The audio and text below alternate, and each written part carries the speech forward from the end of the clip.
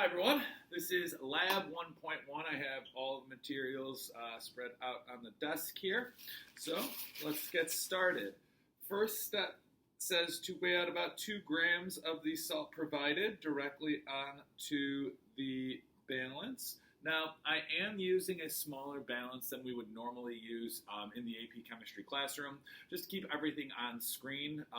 We do have our analytical balances spread out throughout the course of the classroom. We have 4 of them, but once again, to make things a little bit easier, not have to move the camera, I'm using a smaller balance that fits on the front desk here. So I'm going to turn on my balance. I'm going to mass out, I'm using potassium chloride. I'm going to mass out about 2 grams directly in our beaker. We'll jot down the exact mass once we actually get it.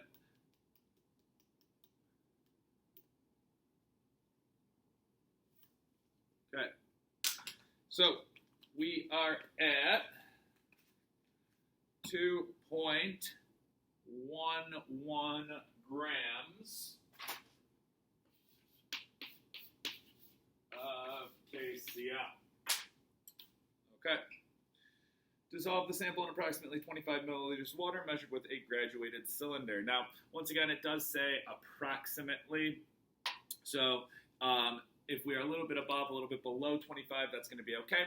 I am using deionized water. Now, what students always like to do is just squeeze the bottle. It takes a little bit longer maybe than you would need to actually get 25 milliliters, or if you were filling up to 45 milliliters. A lot faster way to do that would be to take off the cap, simply pour to about 25 milliliters. You can see there I'm at about 30, but since it says approximately 25, that will be sufficient. So dissolve the sample measured with the graduated cylinder. There we go. So to get the entire sample to dissolve, I am going to swirl it around. Okay. You can see that it's still a little cloudy in there, but for the most part, our sample has dissolved. Okay. Step 3. Once the sample is dissolved, transfer it quantitatively to a volumetric flask. Here we have our volumetric flask. This is a 250 milliliter volumetric flask. Be careful. Glass stirring rods will roll. I almost had one break on me right there as it almost rolled off the table. So volumetric flasks are measured to a specific volume. This one is a 250 milliliter volumetric flask. No need to measure anything because with a volumetric flask, I'm not sure if you can see it exactly on the video. If I hold this bit up to the back, there is a line. No, I'm seeing that you cannot see this. About halfway up the neck here, that indicates exactly where 250 milliliters is located. So what I'm going to do is insert my funnel into the volumetric flask. Place the stirring rod. It says to place the stirring rod across the top of the beaker. Really, another way of going about doing this is place the stirring rod over the funnel like so, and then pour the contents of the liquid on the stirring rod. This is going to allow the liquid to run down the stirring rod and not splash in your funnel. See? Pouring everything into the volumetric flask. Now, step C says use your wash bottle, that would be our bottle of deionized water, to rinse out the inside of the beaker and the stirring rod. Pour this solution into the volumetric flask. Repeat the rinsing 2 times. So, I'm going to spray down my stirring rod, spraying the walls of the beaker as well. And we're going to want to do this 2 times per the instructions of the procedure.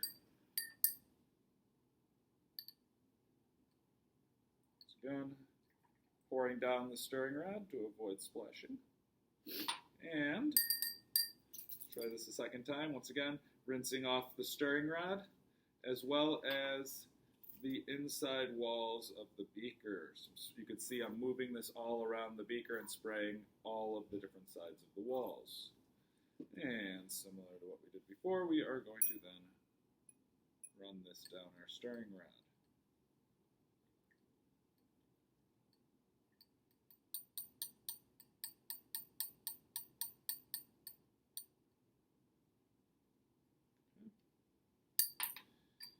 Use distilled water to rinse the inside of the funnel into the volumetric flask. So now I'm going to rinse this funnel, make sure all the contents get into the volumetric flask.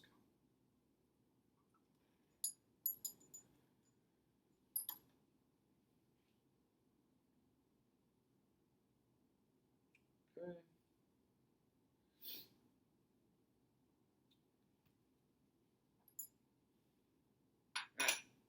At this point, it says all of the salt should have been rinsed into the volumetric flask. To check your technique, rinse your funnel into your beaker. Also, rinse the walls of the beaker with distilled water. To check for completeness of the transfer, add 2 to 3 drops of silver nitrate. So I'm going to rinse this into my beaker.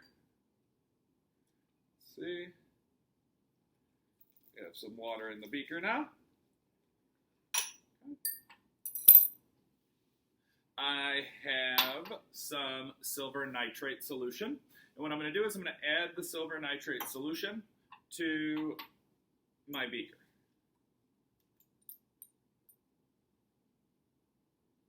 One, two, three. Swirl that around. Let me come up to the camera here so you can see a little bit better. What do we notice? This is a clear solution. It did not turn cloudy, which indicates that our transfer was complete.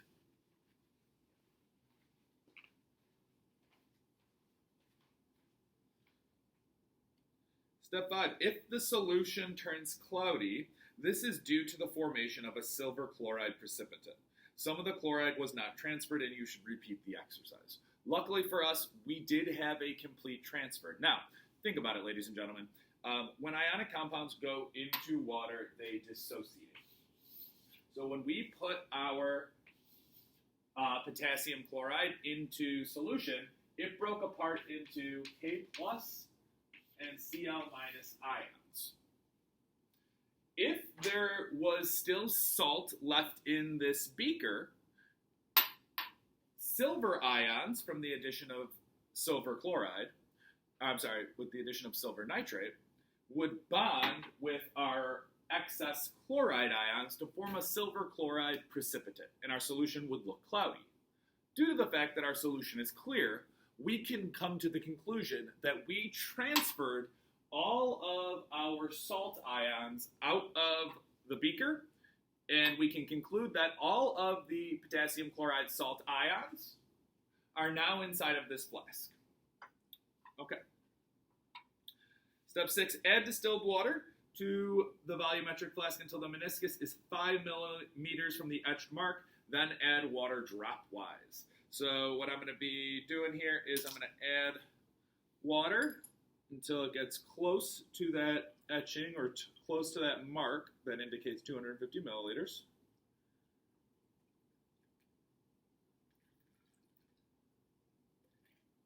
Now that we are close, I'm going to add the water drop-wise.